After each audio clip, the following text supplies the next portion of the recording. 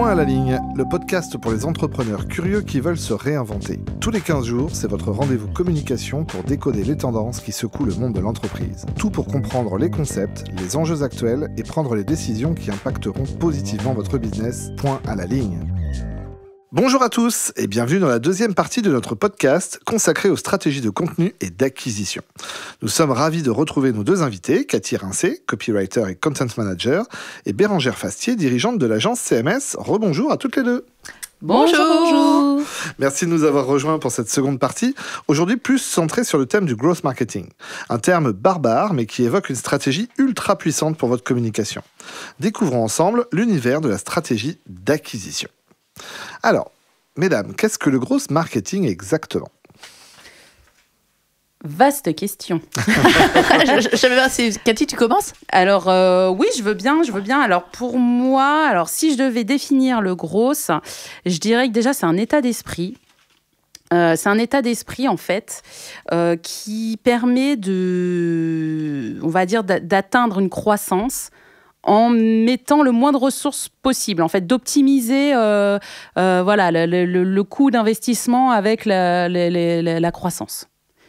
Avec tout un tas de techniques, d'outils, tout ça. Mais quand je dis état d'esprit, c'est que c'est pour moi le plus important, que c'est l'élément sans lequel rien ne peut se faire. Alors, moi, je compléterais de façon plus,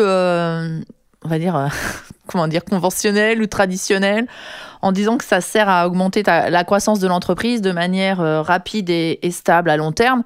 Et juste pour faire une petite une petite référence, le concept, il est né par le marketeur Sean Ellis, qui en fait a mis en lumière cette nouvelle méthodologie qui se base sur une méthode qui s'appelle le AARRR.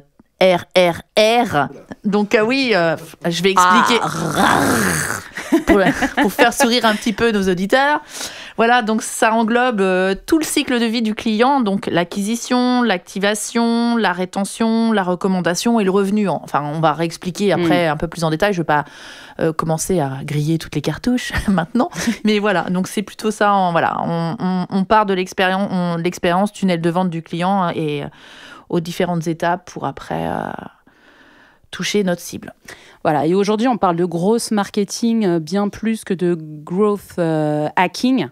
Mais à la base, parce qu'en fait, à la base, le growth hacking, c'était vraiment de la bidouille, à la limite du légal, etc. Et en fait, on a mis dessus une petite surcouche un peu plus conventionnelle, histoire que ça s'implante. Et maintenant, il y a des postes en entreprise de growth marketeurs, ce qui n'était pas forcément le cas avant. Quand c'était encore l'époque du gros hacking, même si on le dit encore et même si on l'utilise encore, mais on est un peu plus tombé dans l'institutionnalisation en mettant marketing à la place de hacking, quoi. Et alors, en quoi ce gros marketing il diffère du marketing traditionnel, justement ? C'est tout le contraire. C'est que justement, on n'est pas dans le conventionnel, on explore des pistes, des fois même, comme je disais tout à l'heure, à la limite du légal, mais de plus en plus en essayant d'y rester. Même si, il y a eu le RGPD qui est venu un petit peu, justement, mettre un peu de l'ordre dans tout ça. Mais c'est le marketing conventionnel, on est sur des pistes qu'on a déjà exploitées, dont on connaît le résultat, alors que le gros marketing, c'est de l'exploration, quoi. On va tester, on va bidouiller, on va mettre des choses ensemble qui traditionnellement ne vont pas ensemble pour voir comment la mayonnaise elle prend. On crée des expériences qui n'ont jamais été faites avant. Enfin voilà, c'est tout cet état d'esprit-là en fait. Qu'on retrouve pas forcément. Faut avoir un peu l'esprit aventurier pour être gross marketeur et avoir envie de faire du gros. Moi, j'ajouterais qu'en fait, on change le curseur. Autant sur le marketing traditionnel, on est là pour créer une demande et stimuler la vente en mettant en place différentes techniques et différents supports. Là, on se tourne vraiment... dans le marketing traditionnel, on ne se posait pas trop la question de ce dont le client il avait envie et ce n'était pas lui la priorité. Là, on change le curseur, on s'oriente sur le client final, donc sa cible, et on va justement se baser sur lui pour construire cette stratégie et lui répondre et l'attirer pour vraiment répondre à ses problématiques, à ses besoins. Donc vraiment, ça change tout dans la vision des choses. On n'impose pas quelque chose, on va créer cette relation qui fait qu'on va venir adhérer à la marque et à l'entreprise vis-à-vis des messages qui vont être diffusés.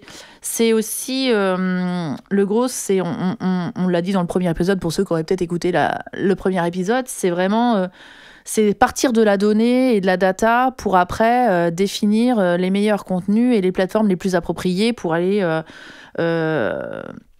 toucher cette cible. Donc c'est vraiment on va travailler sur le parcours client, on va personnaliser et on va vraiment travailler l'expérience utilisateur. C'est vraiment quelque chose d'essentiel dans le gros. Ok. Alors pour une entreprise, comment on va aller générer des leads de manière innovante et efficace ? J'ai envie de dire, tous les moyens sont bons, en fait. C'est la philosophie du gros, c'est-à-dire, alors on a tous les outils classiques, alors générer du lead avec des campagnes, des campagnes d'email, des campagnes de pub, ça reste bien sûr possible. Mais on va aller chercher justement un peu plus loin en étant dans l'ultra ciblage, c'est-à-dire voilà, je connais ma cible, je sais de ce dont elle a besoin, mais je pense qu'elle est là, je l'ai vérifié avec des interviews, des stats, comme on l'a dit dans le premier épisode, donc je vous invite vivement à écouter le premier épisode. Et du coup, c'est d'aller aussi... Il y a une histoire d'aller débusquer, en fait, des gens là où on ne pense pas qu'ils sont. Et en fait, le gros, il y a cet effet aussi de création d'expérience, pour que les gens, il y ait un effet waouh, qui fasse boule de neige. Il suffit de toucher 2 personnes, mais ces 2 personnes-là qui vont devenir ambassadeurs, finalement, ça va démultiplier. Elles vont en parler à 10 personnes qui vont en parler. Enfin, voilà, le gros, c'est un peu ça, quoi. C'est aller débusquer les opportunités, aller chercher. Voilà, faut être toujours en... C'est un travail d'exploration, quoi. C'est les explorateurs du marketing. C'est ça, c'est de la veille, mais c'est une vision, j'ai envie de dire transversale. On a une vision globale. En fait, c'est comme si on voyait derrière, on voyait devant, on voit sur les côtés, et à un moment donné, on se dit, voilà, il faut que j'aille là, plutôt là. Et c'est de déplacer son curseur en fonction de ça. Et la notion de créativité, d'originalité, de justement être là où on ne serait pas forcément, et d'être avec le message qui soit approprié pour justement répondre aux problématiques, c'est tout ça, c'est tous ces enjeux-là qui sont concernés. Donc j'ai envie de dire, c'est plutôt ce pas de côté qu'on pourrait faire. Exactement. Par contre, je pondérerais, pour ma part, toujours dans la légalité, j'ai envie de dire, même si faut quand même, moi je pense qu'il faut quand même se mettre des limites, et on peut pas tout faire sous prétexte de... Donc moi j'ai envie de dire, vis-à-vis de moi et des clients que j'accompagne, je me mettrai pas hors cadre, parce que ça fait pas partie de mes valeurs, ça fait pas partie de ce que je veux porter. Je pense qu'on peut très bien, en restant dans le cadre légal, on peut déjà faire énormément. Il y en a qui font... Enfin, chacun fait comme il a envie de faire. S'ils ont envie de jouer, ils jouent. Mais à un moment donné, j'ai envie de dire, aujourd'hui, je pense qu'il faut faire les choses proprement et correctement. Donc voilà. Alors pour vous, et par rapport à votre expérience, quels sont les outils et les techniques indispensables pour optimiser sa stratégie d'acquisition ? L'outil indispensable, j'ai envie de dire, c'est un CRM, en fait. C'est lui qui va centraliser toutes les données clients et tous les contacts avec le client, son comportement, etc. Et c'est là où on va aller tirer de la data pour prendre les bonnes décisions. Après, franchement, l'outil indispensable, j'ai envie de dire notre cerveau. Enfin, voilà. Après,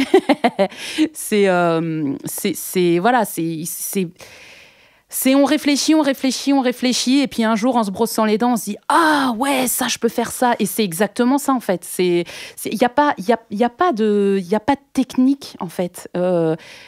C'est la petite étincelle qui vient au moment où on fait quelque chose sans y penser, mais c'est toujours cette idée d'être en veille permanente, d'avoir toujours dans son cerveau une petite case allumée qui dit OK, et qui est en veille, qui essaye de détecter les opportunités en se disant « Ah là là !» en associant deux choses qui normalement vont pas ensemble et boum, d'un coup ça fait tilt quoi.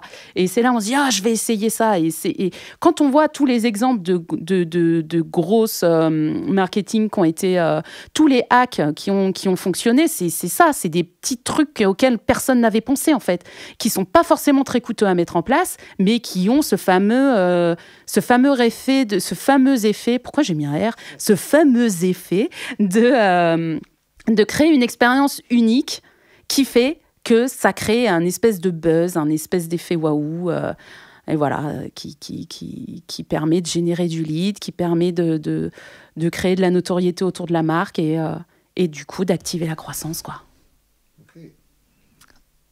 Que dire de plus? Si, sur le CRM, après, comme l'a bien expliqué Cathy, c'est un élément central parce qu'on va canaliser toutes les informations. Ça permet aussi d'avoir un outil où le commerce, le marketing peuvent avoir accès et une traçabilité de ce qui a été fait et de ce qui est sur les prospects ou les clients actuels, donc vraiment d'avoir ce suivi. Après, sur les différents outils de CRM, il y en a, comme on l'a dit dans le premier épisode, donc nous vous invitons à le regarder, à l'écouter, bien sûr. Troisième fois. Alors, petit conseil, attendez la fin de cet épisode-là avant de... Voilà. Et donc, donc en fait, il y en a différents types. Et en fait, faut prendre celui qui est le plus adapté à votre entreprise. Donc, on a HubSpot qui est connu. Après, on a Pipedrive. On en a certains autres qui sont pas mal. Mais c'est à vous, après, de faire un peu l'analyse des différents outils pour voir celui qui est le plus approprié. Mais c'est vrai que ça passe par là pour pouvoir centraliser toutes les données plutôt que se disperser. Vous serez d'autant plus efficient à partir du moment où on a les bons outils pour rassembler l'information. Les outils, il y en a plein. Après, plus ou moins cher. Donc, c'est vrai qu'il faut voir aussi l'investissement, ce que vous souhaitez, et puis investir pour votre stratégie. Un outil indispensable. Après, en fonction de ce qu'on peut faire, on peut aussi aller sur Sales Navigator et avoir Sales Navigator qui peut être connecté Donc ça, c'est plein de choses qui sont à étudier en fonction des typologies et des besoins. Ok, c'est très clair. Alors, il y a certaines techniques de growth marketing qui pourraient être perçues comme intrusives. Alors, comment on peut équilibrer l'agressivité avec le respect des clients potentiels et quelles sont les limites éthiques à ne pas franchir?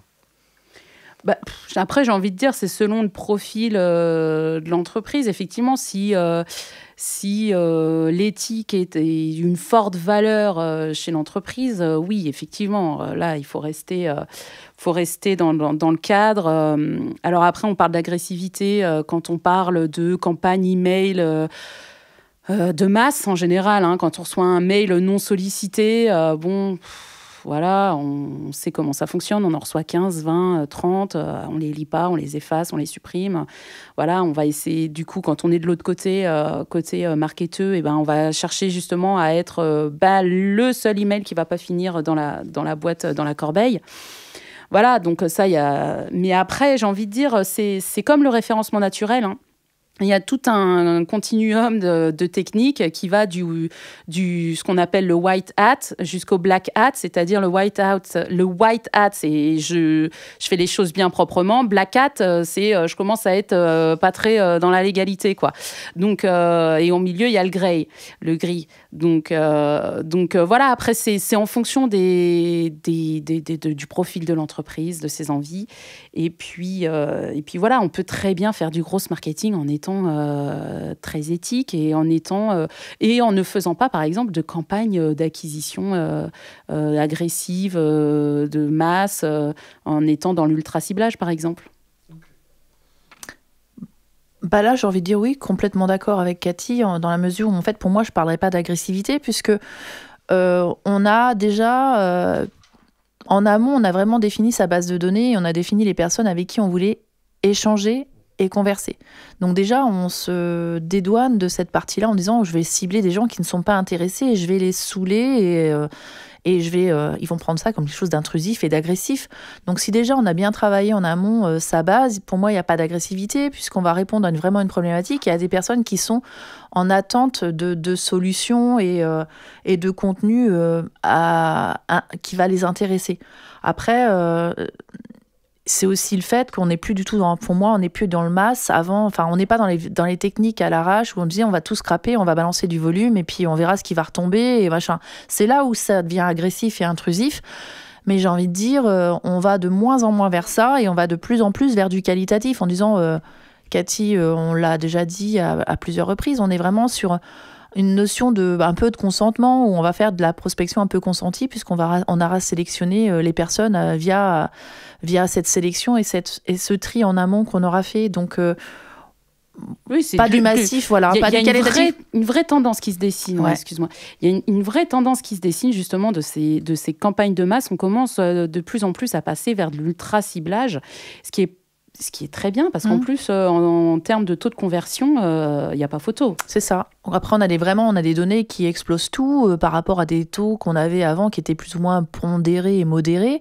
Là, vraiment, le fait d'être en hyper sélectif, enfin oui, on a dans la sélection, dans l'hyper personnalisation, là, on va vraiment atteindre des objectifs hallucinants. Et vraiment, là, c'est génial dans la mesure où, en fait, il n'y a plus de débat parce que du coup, on répond vraiment aux personnes qu'on veut toucher. Donc, c'est le bon message au bon moment, aux bonnes personnes. Donc, c'est vraiment la base.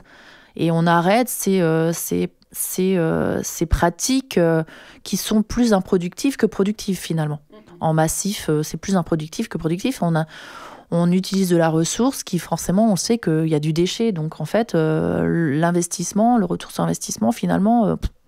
il n'est pas là, quoi. Alors que de l'autre côté, on optimise et on valorise l'investissement qui a été fait, quoi.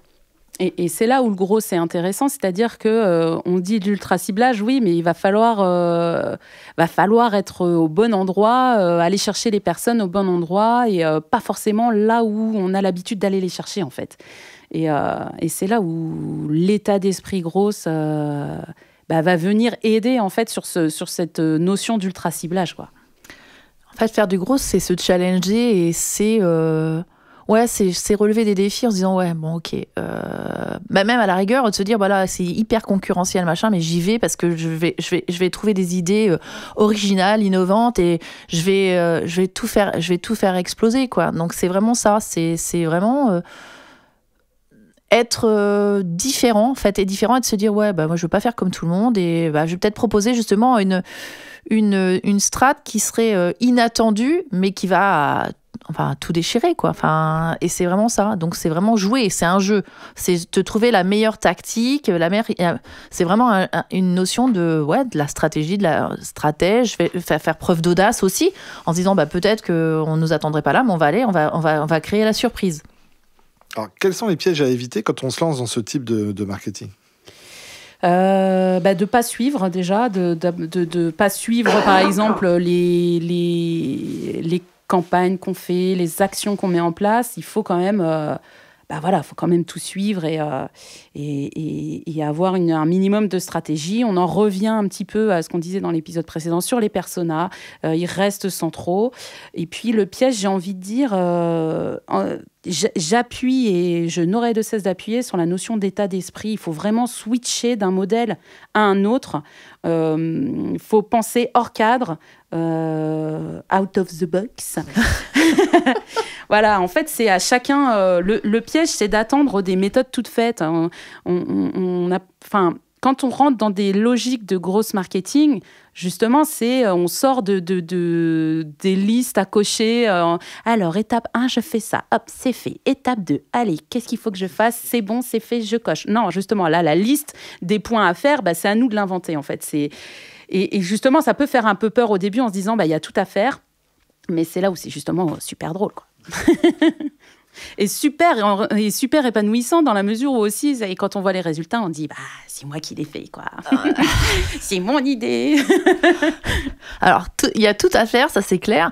Après, j'ai envie de dire aussi, il y a cette notion de, même s'il y a tout à construire, il y a de la méthodo et il y a de la gestion de projet derrière. Donc, il y a quand même derrière, il y a l'amont et puis il y a l'aval derrière en se disant, Asana, par exemple, pour vraiment suivre qui doit faire quoi, quand on doit le faire, pour vraiment rien louper.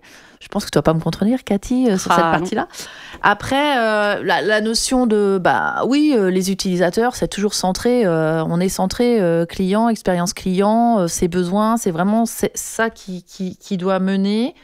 Et j'ai envie de rajouter cet aspect aussi de bien inclure tous les membres de l'équipe. En fait, c'est pas une démarche isolée, en fait, à un moment donné, puisque ça va toucher, on va aller générer du contact, donc ça doit toucher le commerce. Enfin, il faut que le market, le commerce, tout le monde soit partie prenante et que c'est un projet aussi collectif parce que du coup, c'est pas chacun dans son coin qui fait sa petite action et qui mesure ses résultats. Il n'y a rien de plus décevant et pour vraiment pas atteindre ses objectifs. Donc c'est vrai que et il y a cette notion d'écosystème, de bien connaître son écosystème, sa concurrence, enfin cette notion d'analyse, hein, ça passe par la data. Enfin, c'est vraiment l'inbound, c'est la data et la data au service du message, hein, pour justement bien après être diffusé le bon support et le bon message. Alors, en parlant de message, quelle importance on peut accorder aujourd'hui à l'email marketing, aux newsletters? Est-ce que vous avez des conseils pour ne pas finir dans les spams? Alors, l'email fonctionne toujours déjà, hein, quand on le fait correctement. Là, il y a une espèce de rumeur qui plane sur les réseaux qui dit que l'email ne fonctionne plus. Bah oui, quand on le fait pas de la bonne manière, effectivement, il n'y a pas de raison que ça fonctionne. Donc l'email fonctionne toujours. Donc vous pouvez continuer à envoyer des emails, mais par contre, pas n'importe comment. L'avantage de l'email marketing, c'est que ça vient toucher la personne directement dans sa boîte mail. Et on gère le contenu de A à Z. On ne dépend pas d'une plateforme comme les réseaux sociaux où finalement on envoie un message à une audience. Là, c'est vraiment, je rentre directement dans l'ordinateur de la personne que je veux toucher. Donc ça, c'est l'avantage par rapport aux autres canaux. Il y en a d'autres, hein. Mais après, voilà, donc ça fonctionne toujours à condition d'avoir fait de l'ultra-ciblage. C'est-à-dire que la personne, en fait, qui reçoit l'email, elle doit être super contente d'avoir reçu l'email. Il doit y avoir de la valeur ajoutée à fond. Elle doit se dire « Ah, là, celui-là, je ne l'efface pas. » Donc, ça commence déjà par un objet de mail travaillé. Faites appel à un copywriter. Pas de publicité. Et non, mais voilà, on voit la différence entre un bon objet d'email et un objet qui n'a pas été travaillé. Les taux d'ouverture ne sont pas du tout les mêmes, hein. Voilà. Et puis, il y a même des mots à bannir dans un objet de mail au risque d'atterrir directement dans les spams, hein. Donc voilà, c'est un vrai travail. Et ensuite, du coup, on peut augmenter sa délivrabilité, donc en travaillant son adresse mail. Déjà, premier conseil, arrêtez d'envoyer des emails à partir de votre adresse Gmail. Non, ou Wanadu, ou encore moins. Non, voilà. L'idée, c'est d'utiliser l'adresse de votre nom de domaine, de créer une adresse dédiée et d'aller configurer vos DNS. Donc, si je vous parle chinois... Appelez-moi. Non, mais il y a forcément... si vous avez un administrateur système ou quelqu'un comme ça dans votre entreprise, il saura très bien le faire. Je parle ici de tout ce qui est SPF, DKIM et DMARC. Donc, ce qui va servir en fait, on configure ces DNS-là pour authentifier, en fait, cette adresse.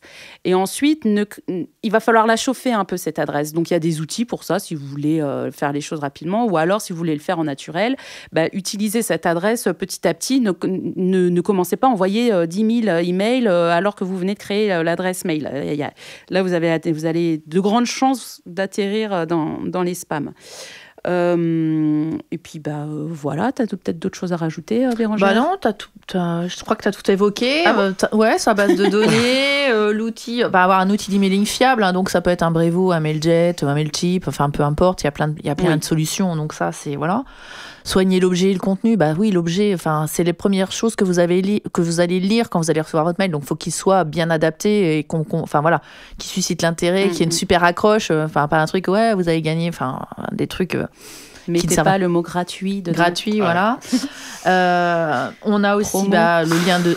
éviter éviter les pièces jointes, parce que ça, du coup, forcément, c'est souvent des indicateurs pour être blacklisté et passé en spam. Donc, c'est vrai qu'on n'aime pas ça. Donc, et quand bien même, j'ai même envie de dire, en termes d'expérience utilisateur, éviter... chaque action que devra faire votre prospect, c'est un point de friction. C'est-à-dire, c'est un moment où il peut échapper. Donc, limitez les actions que votre prospect a à faire pour atteindre l'information. juste un lien à cliquer, même si vous avez un document, un PDF ou quelque chose comme ça, hébergez-le soit sur votre hébergement, ou alors sur votre CRM. Il y a des CRM où on peut héberger ces fichiers, et un lien. Comme ça, quand on clique sur le lien, on a directement le contenu qui s'affiche dans le navigateur. Et voilà, parce que plus vous créez d'actions, plus vous créez de points de friction et donc de points de fuite, en fait. Donc, straight to the point. C'est ça, exactement. Et puis, l'adresse mail spécifique, parce que ça, c'est important pour pas... Enfin, si vous avez une adresse perso, même pour l'entreprise, avoir un mail dédié pour ces campagnes-là, c'est préconisé avec l'authentification. Donc, ouais, ça, c'est les règles de base, en fait. Alors, quel conseil vous donneriez à quelqu'un qui débute dans le marketing de contenu ou le gross marketing ? Alors, j'ai presque envie de dire, pour être grosse marketeur, il faut être grosse déjà dans sa vie perso, avant de vouloir le faire dans sa vie pro. C'est-à-dire que souvent, c'est des profils très curieux, qui s'intéressent à tout, qui aiment bien mettre les mains dans le cambouis, qui aiment bien comprendre. Alors, on parle de profils un peu T-shape, c'est-à-dire en forme de T, c'est-à-dire que c'est des gens qui ont une ligne, alors le T, le haut du T, ce serait une ligne horizontale, c'est-à-dire qu'on touche un peu à tout. Donc, on a des notions, on sait un peu coder, on connaît les bases du copywriting, on est très digitalisé. Enfin, voilà, donc il y a tout un petit tas de compétences comme ça, donc le haut du T. Et on a la ligne verticale du T, où là, c'est vraiment, j'ai un des aspects que je viens d'évoquer qui est approfondi. Voilà, il peut y en avoir un ou deux, hein. Mais voilà, le profil gros, c'est un peu ça, c'est des T-shape, on appelle. Voilà, ouais, c'est un peu... ouais, je parle anglais. Mais voilà, quand je dis qu'il faut aussi que ce soit dans la vie perso, voilà, on voit que c'est des profils de bidouilleurs, de gens qui aiment bien sortir des sentiers battus, qui vont pas toujours aller là où on leur dit d'aller, qui aiment bien questionner les choses, c'est des rois de la débrouille, en fait, hein. Les grosses marketeurs, hein. C'est des gens qui, avec peu, finalement, c'est des MacGyver, hein. Tu leur files un briquet et une capsule de bière, et puis ils vont te hacker le système informatique. Voilà, donc c'est un peu le prérequis, quoi. Si vous aimez bien être conventionnel, je suis pas sûre que le gros soit fait pour vous. C'est le mouton à 5 pattes, en fait. Ouais, le mouton à 5 pattes, c'est vraiment quelqu'un qui est curieux, créatif, qui aime se remettre en question, qui aime apprendre, qui aime creuser, qui s'arrête pas à la moindre difficulté, qui va justement fouiner et qui va vouloir dénicher le combo gagnant, en fait. Ça veut dire, voilà, de trouver la bonne strat pour aller là où il faut aller. Donc, dire, même si y a une ligne toute tracée, lui va se dire, non, c'est trop facile. Il faudrait que j'essaye de trouver justement quelque chose de plutôt contourné, tout en restant en veille permanente, parce que les outils, ça évolue tout le temps, ça change. Ce qui est valable aujourd'hui, il y aura peut-être un outil qui va sortir qui sera plus pertinent. Le gros marketeur, il est à l'affût de tout. Il est en veille tout le temps, il est à l'affût, il n'arrête jamais, en fait, il se repose pas. Donc, c'est des profils qui sont vraiment atypiques, qui sont difficiles à trouver, à dénicher, hein, parce qu'il y a des pépites, hein, mais il faut les trouver. Donc, c'est vrai que c'est vraiment ça. C'est être dans l'apprentissage tout le temps, se remettre en question. Et ça rejoint le concept, comme on disait, on lance, on a une idée, on lance, on analyse, on réajuste, on adapte, machin, on fait du test, on repart, non, ça va pas fonctionner, allez, c'est pas grave, je réessaye autre chose. Et c'est vraiment être en mouvement tout le temps, ça s'arrête. Ça fuse, hein, dans le cerveau du gros marketeur. C'est, quand j'ai bossé avec un gros marketeur, il m'appelait tous les matins, il me disait « Ah, j'ai une idée !» Bon, alors... on va se calmer. Non, mais voilà, non, mais c'est ça. C'est toujours... Ça va tellement vite, ça va 300, c'est même pas 100%, 200%, c'est 300%. Des fois, t'as l'impression d'être complètement largué parce qu'il est déjà parti ailleurs et tu dis ouais, attends, explique-moi où est-ce que tu veux aller. Là, mais là, tu vois, c'est facile, je vais aller là. Ok, ça marche. Ok, je vois mieux, mais réexplique-moi parce que moi, je suis un peu plus terre à terre. Tac. Ah, ok, d'accord, j'ai compris. Mais c'est un peu ça, ouais, c'est le gars ou la nana, ils sont complètement perchés et ça fuse dans tous les sens, en fait. Est-ce que vous diriez qu'il faut avoir le goût du challenge Ah, oui. Oui. Ah oui. C'est le challenge, c'est le défi. dit, c'est Et puis il faut être OK avec l'échec aussi, parce que ça fait partie du processus. C'est-à-dire quand test and learn, il y a learn, et il n'y a pas d'apprentissage sans erreur. Donc là, il faut mettre un peu l'ego de côté. Je teste des trucs, mais je suis OK aussi avec le fait que ça peut foirer et qu'il faut que j'aille taper à côté, quoi. Et ça, faut en avoir conscience. C'est-à-dire que, je veux dire, une entreprise qui veut se lancer là-dedans, il faut avoir conscience que c'est pas du succès garanti tout de suite. Donc, il va y avoir peut-être des échecs, des choses qui vont fonctionner, d'autres pas. Donc, on va réajuster. Il faut être OK avec ça, en fait. Oui, mais après, faut bien préciser qu'il y a quand même l'optimisation de l'investissement qui est en permanence en ligne de mire. C'est-à-dire qu'on teste. Quand on teste pas sur l'ensemble de la base de données. On va prendre 10 personnes, un échantillon. Voilà, on fait des choses sur les échantillons. On va pas déployer tout l'investissement tout de suite. Voilà, on fait... c'est de l'optimisation en permanence, en fait. Donc, justement, pour que le ROI soit au top, quoi. Ouais. Alors, avec l'évolution rapide de la technologie, des plateformes en ligne, à quoi pourrait ressembler, selon vous, le paysage marketing dans les prochaines années ? C'est ça, Cathy. L'IA, évidemment. Enfin, l'IA, ceux qui n'ont pas compris qu'il fallait monter dans le wagon, là, ils vont courir après le train. Donc, évidemment. Alors, ça devient indispensable, en fait. Enfin, je l'entends partout, mais j'entends encore des gens qui me disent « Oui, mais bon, l'IA, bon... » Ouais, mais non, en fait, là, vous n'avez pas compris, là, c'est maintenant, les gars, là.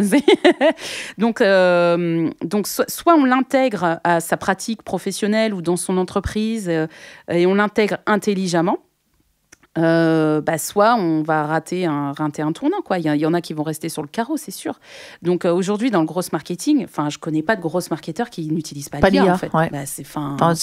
Oui, puis même il y a même des outils qui intègrent l'IA dans leur tous les outils pratiquement maintenant. Donc, j'ai même envie de dire, les grosses marketeurs, ça a été les premiers à utiliser l'IA, quoi.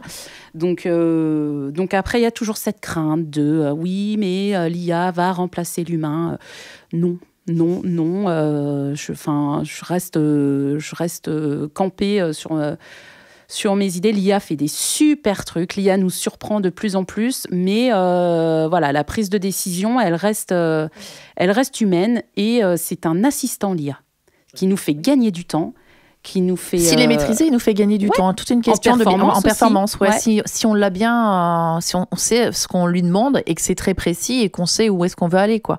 Je veux dire, c'est une question de maîtrise et voilà.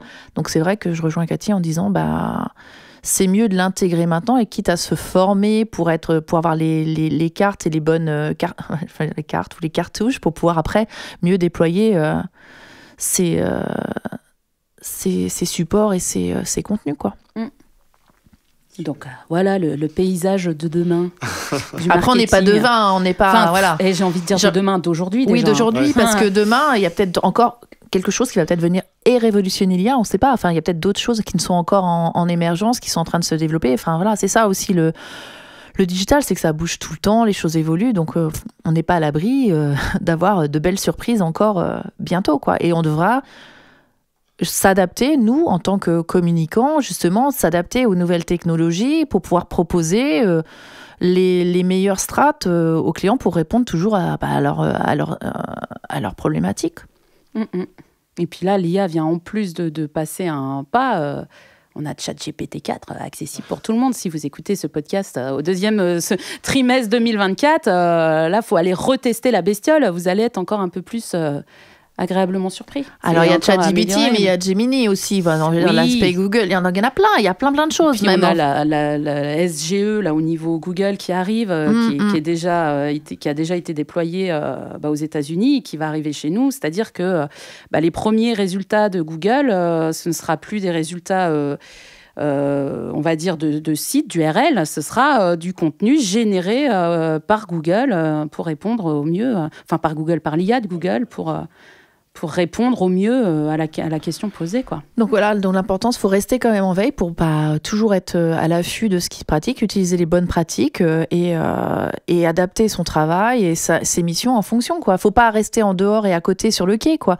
Il faut pas réfuter les évolutions et les bons côtés comme les mauvais côtés. Il faut savoir évoluer et vivre entre guillemets avec son temps et avec les technologies qui sont mises à disposition pour pouvoir performer. Et puis pour contourner contourner les règles, parce que c'est un peu l'idée, de jouer avec les codes et de contourner les règles, faut les connaître. On ne joue pas avec les codes ou avec les règles si on ne les connaît pas par cœur. C'est le prérequis, donc veille permanente.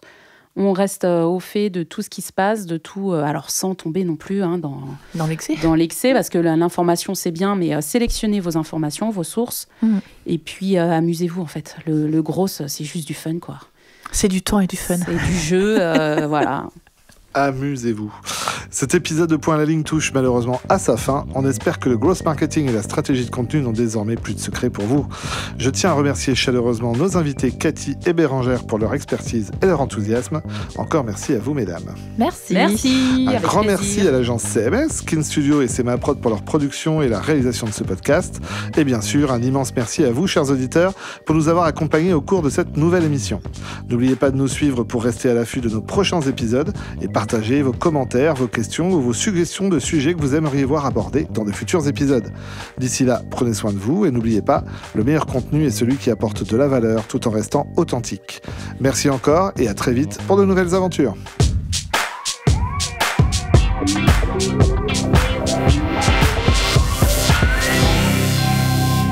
Point à la ligne.